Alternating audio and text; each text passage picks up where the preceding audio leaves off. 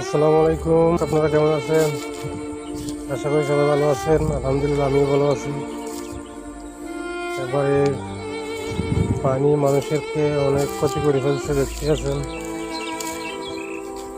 ক্ষেত সব ধান শুকায় ফেলছে, অনেক ধান নষ্ট হয়ে গেছে। কিছু কিছু আছে ভালো, কিছু কিছু খারাপ হয়ে গেছে। কৃষকদের অনেক সমস্যা ভোগ করতেছে, দেখতে পাচ্ছেন। ধান শুকায় ফেলছে, অবস্থা অনেক খারাপ। আসলাম আজকে বিলে, হঠাৎ করে দেখতেছি যে অবস্থা খারাপ। মানুষ ধান নিয়ে অনেক বিপদে আছে, দেখতে পাচ্ছেন। বাতাসে অনেক মানুষের ধানের ক্ষতি করে ফেলছে, বৃষ্টি পানি।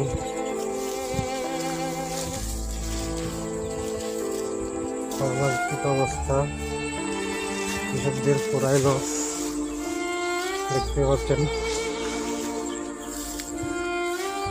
অবস্থা পুরোপুরি খারাপ।